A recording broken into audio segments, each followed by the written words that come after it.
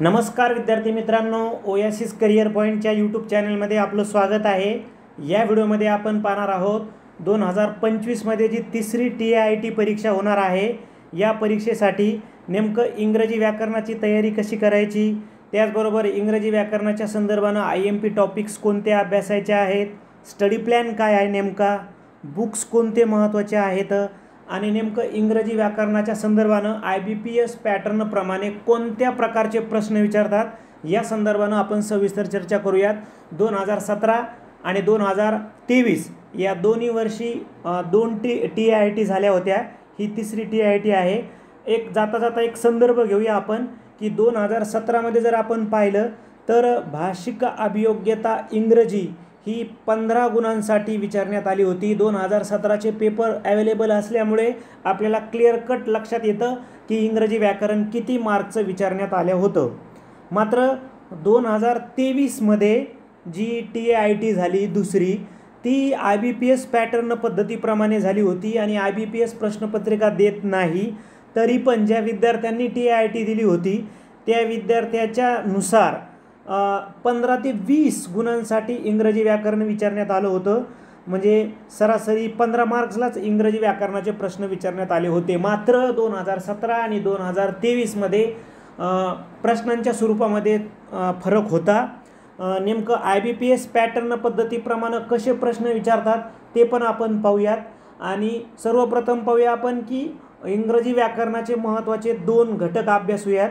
इंग्रजी व्याकरणाचा नेमका सिलेबस काय आहे आणि त्यातून IBPS कशावर फोकस करतो, या संदर्भानं आपण थोडीशी चर्चा करूयात।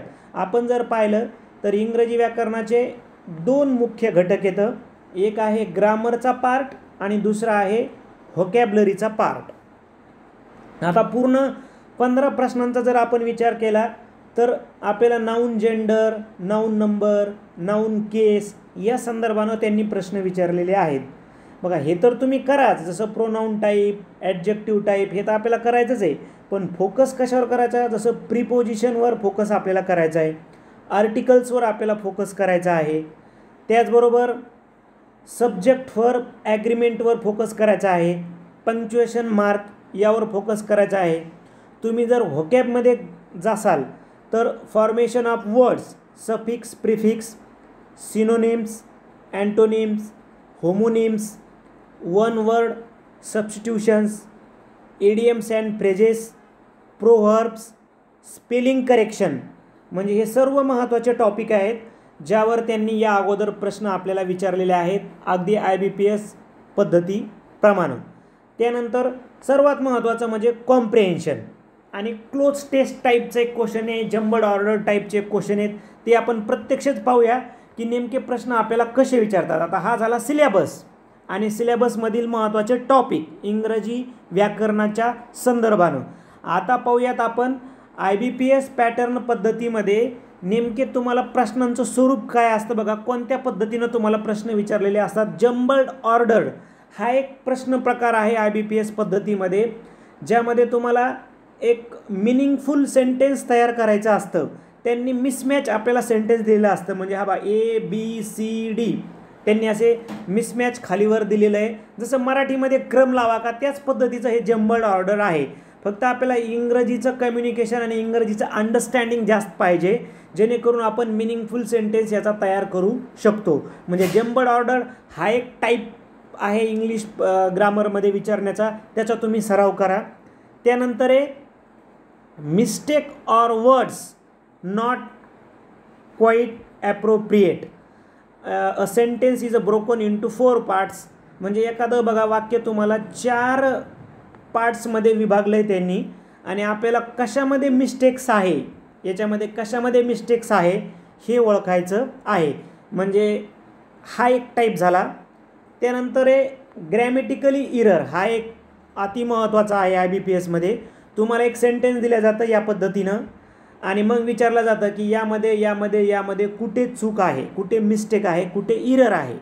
तर त्यांनीच आपल्याला ऑप्शन पण दिलेत की इथे इरर आहे, इथे इरर आहे, ठीक आहे। म्हणजे आपली जर अंडरस्टँडिंग इंग्लिश जर गुड असेल, आपलं ग्रॅमेटिकल इंग्लिश जर गुड असेल तर निश्चितपणे आपण ते आन्सर पाहू शकतो। आता आपण लगेच काय करू, IBPS पॅटर्नवर आधारित इंग्लिशचे प्रश्न कसे विचारतात त्यांचा देखील सराव करूया. इथं फक्त आपण व्हिडिओ बनवण्याचा उद्देश आहे की तुम्हाला नेमकं स्वरूप कळून यावं की IBPS पॅटर्न ते आणि प्रश्न प्रकार, प्रश्न पद्धती आणि परीक्षेचं स्वरूप कळून यावं, जेणेकरून तुम्हाला येणाऱ्या एक्झामसाठी याचा फायदा होईल. अजून एक जम्बड ऑर्डर किंवा त्याला काय म्हणू आपण रिअरेंज सेंटेन्स टाईप आहे, पण थोडासा काठ्यान्य पातळीचा केला.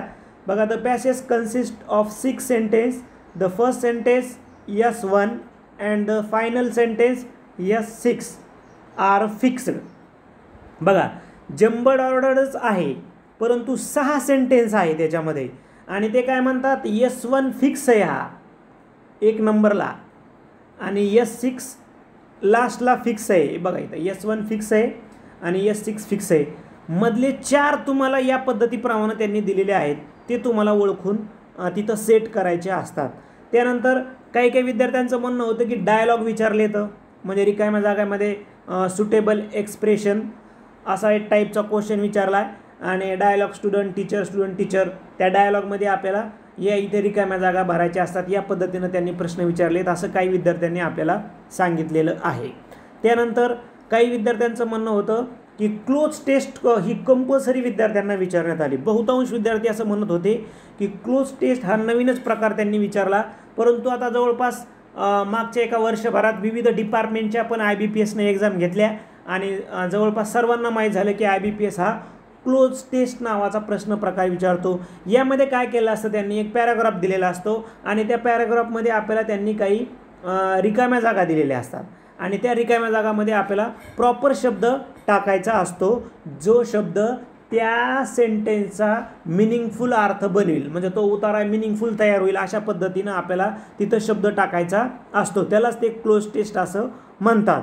ठीक आहे, तर या पद्धतीच्या प्रश्नांचा जास्तीत जास्त सराव करा आणि अजून जे ओल्ड स्टुडंट आहेत ज्यांनी TIIT सेकंड दिला होता त्यांची देखील भेट घ्या, त्यांचा पण अनुभव घ्या, जेणेकरून आपल्याला त्या प्रश्न प्रकाराचं स्वरूप कळून जाईल. आता अभ्यास करत असताना तुम्ही काय करू शकता, किमान एवढे जे हायलाईट्स टॉपिक आहेत या टॉपिकचं वाचन करा आणि नंतर लगेच त्या टॉपिकवरील जे प्रश्न आहेत त्यांचा नंतरच्या काही काळामध्ये सराव करू शकता. त्यानंतर पुस्तकं कोणती यूज करू शकता या टॉपिकसाठी, बाळासाहेब शिंदे सरांचं बुक आहे, MJ शेख सरांचं बुक आहे, पाल अँड सुरी सरांचं देखील इंग्रजी व्याकरणाचं पुस्तक आहे. तुम्ही तात्पुरते जे विद्यार्थी स्पर्धा परीक्षेची तयारी करतात त्यांच्याकडूनही हे बुक तुम्ही घेऊ शकता तात्पुरते एक 8-15 दिवसासाठी आणि हे टॉपिक तुम्ही या टॉपिकचं रिव्हिजन करू शकता. आपलं व्हॉट्सअप चॅनल आहे TET CTET आणि TIITसाठी, हे व्हॉट्सअप चॅनल जॉईन करा. या व्हिडिओच्या डिस्क्रिप्शन बॉक्समध्ये त्याच्या लिंक दिलेल्या आहेत. या सर्व शिक्षक भरती, शिक्षक पात्रता परीक्षेच्या संदर्भानं आम्ही तुम्हाला तिथं अपडेट देत असतो. त्याचबरोबर टेलिग्राम चॅनलवर काही पोल क्वेश्चन्स, महत्त्वाच्या नोट्स, महत्त्वाचे अपडेट्स तुम्हाला या एक्झामच्या संदर्भात आम्ही प्रोव्हाइड करत असतो. हा त्याचा लोगो आहे चॅनलचा आपल्या आणि महा TET एक्झाम ही त्याची लिंक आहे.